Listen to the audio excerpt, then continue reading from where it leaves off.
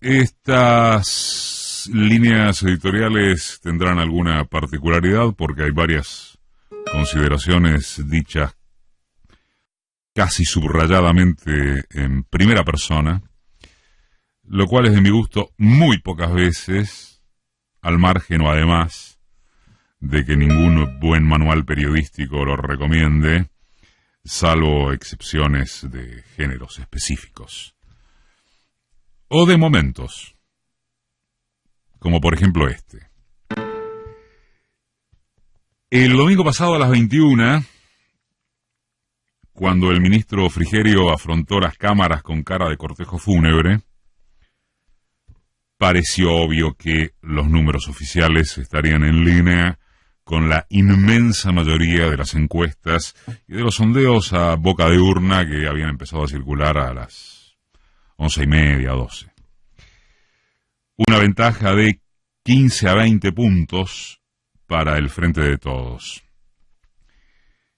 Ni bien anunció 47 a 41, las redes y las amistades del palo reaccionaron estupefactas. Fue tanto o más que la contentura al revelarse el 47 a 32 de las primarias. ¿Qué pasa? ¿Es creíble? ¿Puede ser? ¿Hicieron fraude? ¿Qué sabés? Bueno. De ninguna manera voy a negar que las cifras me impactaron. Esperaba esa distancia similar a las PASO y tardé un rato en procesarlo, pero de veras, no más que eso.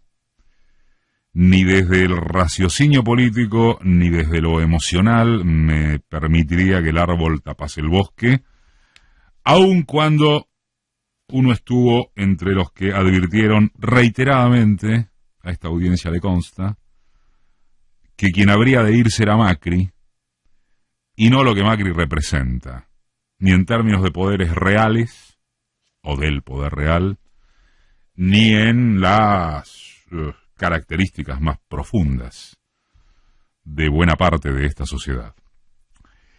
Entonces empecé a escribir la columna para el diario y a preparar las salidas para las radios esa misma noche, bajo ese precepto.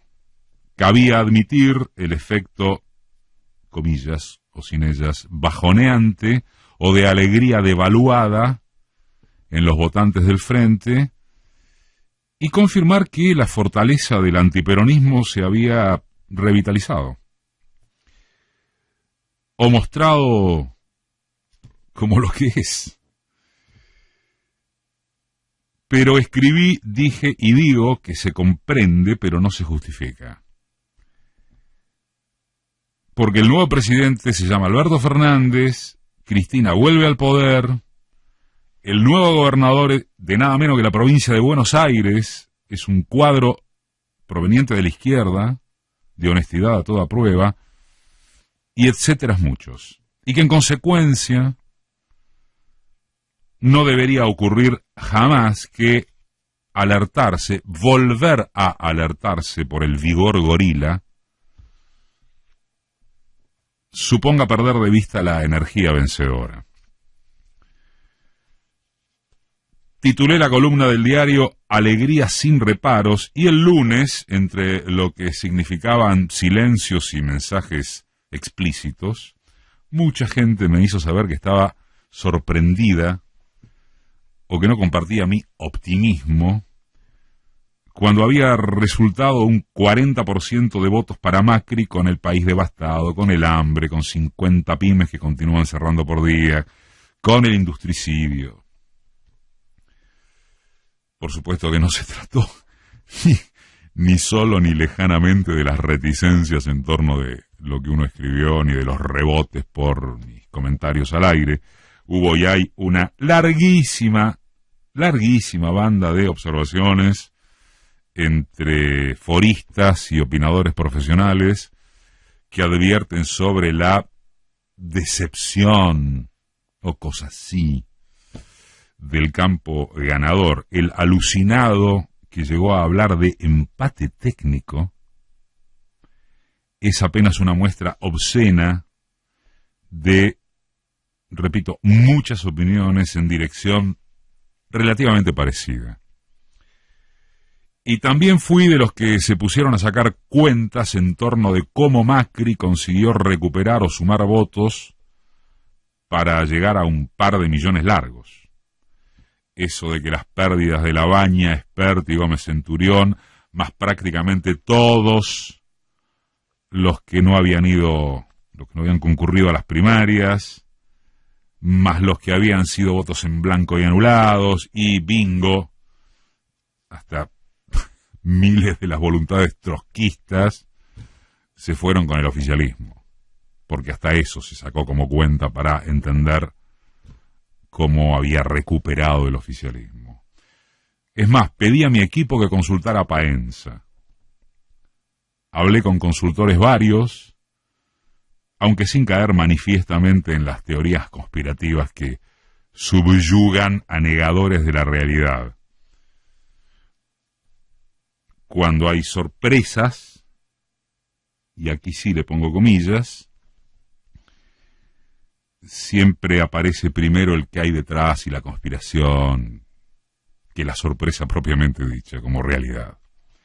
La cuestión es que, reconozco, llegué a plantearme si acaso no había incurrido en algún exceso de, ¿cómo le llamamos?, vocación triunfal, sin perjuicio de aquellas advertencias remarcadas sobre lo complejo del escenario que se viene y sobre la potencia objetiva de los poderes fácticos derrotados en las urnas.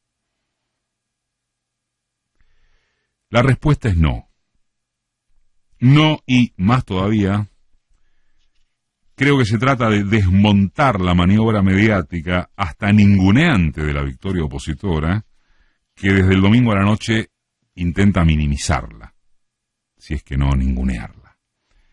El objetivo, burdo o no tanto si vemos cuánta gente compra humo, es darle marco a los condicionamientos contra el gobierno entrante.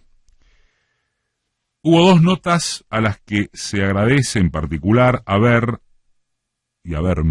si se quiere, insistido esta convicción de que la alegría no tiene más reparos que los sabidos.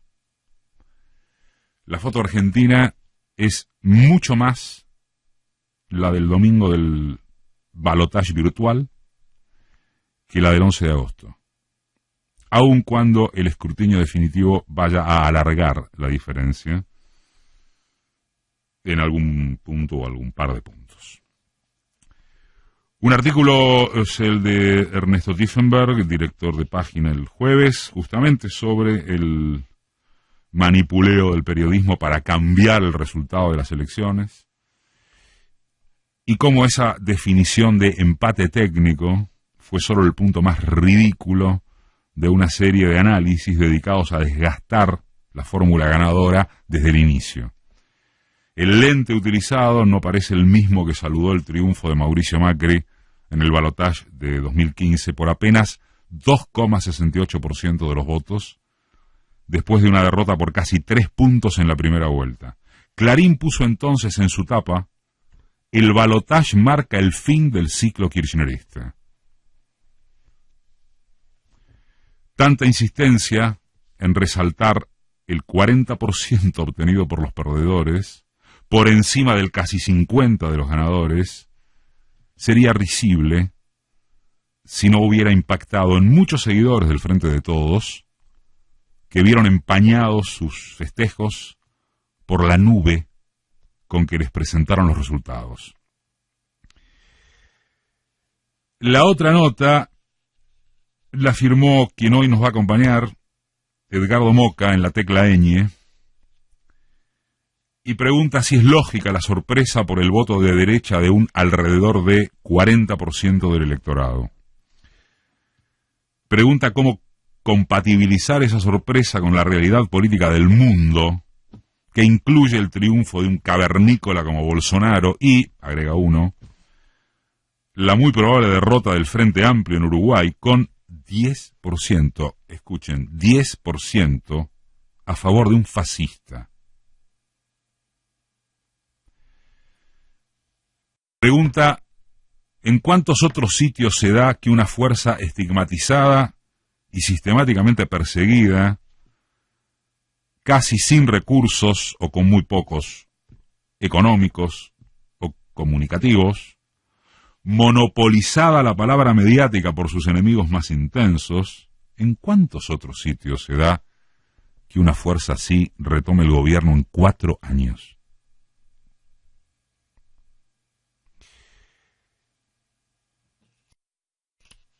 Interrogantes como estos quedan quizá obnubilados sobre todo para cierto progresismo intelectual y pensamiento romántico acerca del comportamiento de las masas, por el estallido social en Chile, más otros cuantos que revelan ciertos límites, como que no, pero no el agotamiento final de los modelos neoliberales. Y entonces es hora de rescatar con recurrencia las particularidades argentinas que llevan a ver el vaso medio lleno.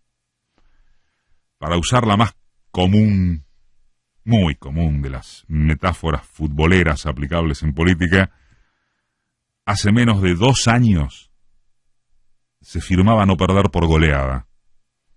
Y ahora, con primera vuelta y adentro, resulta cierta depre porque era mejor ganar con baile.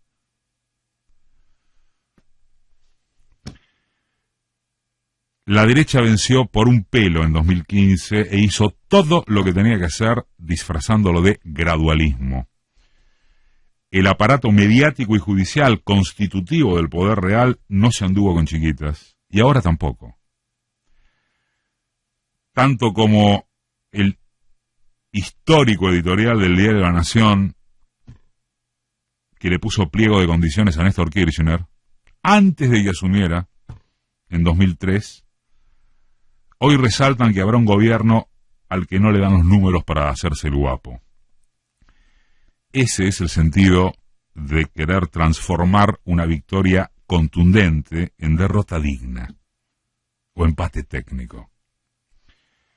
Es el show de que los kirchneristas ya estuvieron a los codazos para subirse al estrado ganador, con Cristina digitando las pulseritas habilitantes, y Kicillof asustó a los mercados con su discurso dominguero, y en el FMI esperan el pragmatismo racional porque de lo contrario se viene el apocalipsis, y Alberto Fernández no tiene programa, y los piqueteros lo acogotarán más temprano que tarde, bueno, y así sucesivamente. Nada que sea novedoso, ni en la coyuntura, ni en la historia.